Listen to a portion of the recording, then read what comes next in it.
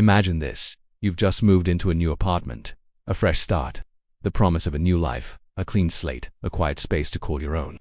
That's exactly what Mark thought when he carried the last box over the threshold of his new home. The apartment was a bit old, sure, with floors that creaked and pipes that groaned, but it was his, a sanctuary from the noise of the outside world. He spent the first day unpacking, arranging furniture, turning this empty shell into a home. He was excited, optimistic, but as night fell, a strange feeling began to creep in, a feeling of being watched. He'd hear faint footsteps in the hallway when no one was there, or the whisper of a door closing when he was the only one home. He brushed it off as new house nerves, the building just settling. He had no idea how wrong he was. The feeling persisted for days. It was a subtle, gnawing unease that he couldn't quite shake. He started double-checking the locks, peering through the peephole before opening the door. He felt a constant chill, even with the heating on full blast. One evening, while trying to change a light bulb in the living room lamp, his fingers brushed against something odd, tucked away deep inside the lampshade. It was small, cold, and metallic. He pulled it out. It was a tiny camera, no bigger than a thumbnail, its lens pointed directly at the spot where he slept on the sofa. His blood ran cold. Who put this here, and how long had it been watching him? He frantically searched the rest of the apartment. In the corner of the bedroom ceiling, nestled within a smoke detector, he found another, and a third, hidden inside an air vent in the bathroom. He felt a wave of nausea. His sanctuary had been violated. Every private moment, every quiet evening, had been monitored, recorded, but by whom? Driven by a mix of terror and grim determination, Mark managed to access the camera's memory cards. He plugged the first one into his laptop, his heart pounding against his ribs. The screen flickered to life, and he saw his own living room. The timestamp in the corner showed footage from the previous night. He watched himself sleeping on the couch, tossing and turning. Then, something made him sit bolt upright. A dark figure, little more than a silhouette, slowly materialized from the shadows in the corner of the room. It stood there, motionless, for what felt like an eternity, just watching him sleep. Mark didn't remember waking up.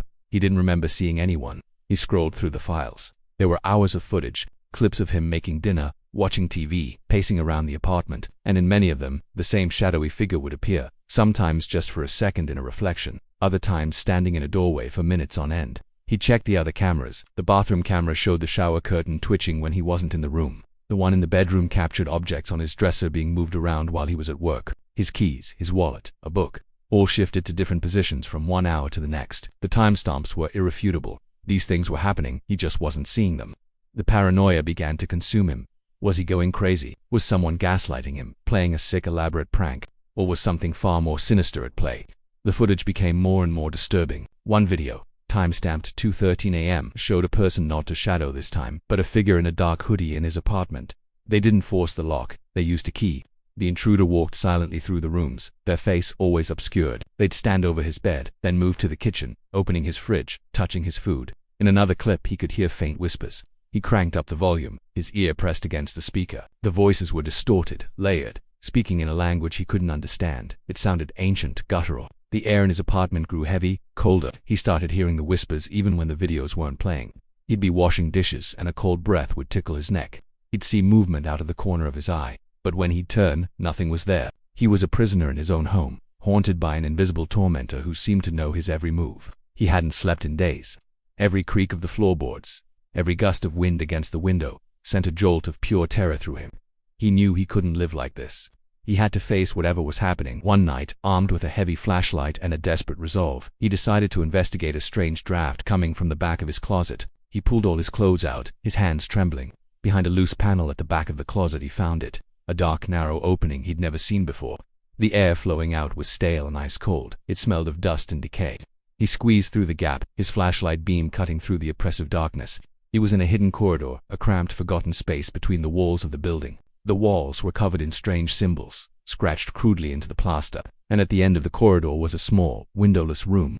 In the center of the room was a single wooden chair, facing a bank of monitors. His heart stopped. The monitors were all on, displaying live feeds from every camera in his apartment, his living room, his bedroom, his bathroom, and in the chair, a dark, slumped figure sat with its back to him, its head bowed. Slowly, as if it sensed his presence, the figure began to turn.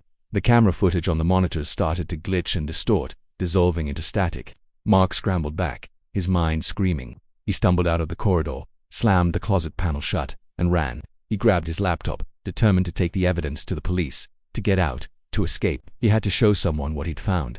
But as he opened the folder containing the video files, his screen flickered. A new file had appeared. It was titled with his name. His hands shaking uncontrollably, he clicked on it. The video showed him, from the perspective of someone standing right behind him. As he first discovered the camera in the lamp, he could see the shock and horror on his own face. Then, the view panned down to show a pair of hands on his shoulders. Hands he couldn't feel. Hands that weren't his. The video cut to black.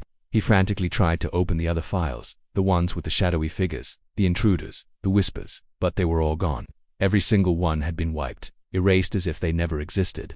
All that remained was that final, impossible video, and as he stared at his own terrified face on the screen, a new notification popped up. The webcam on his own laptop blinked to life. A message appeared in a simple text document he hadn't opened. It had only 2 words, "We see you." What do you think happened to Mark? Was it a ghost, a stalker, or something else entirely?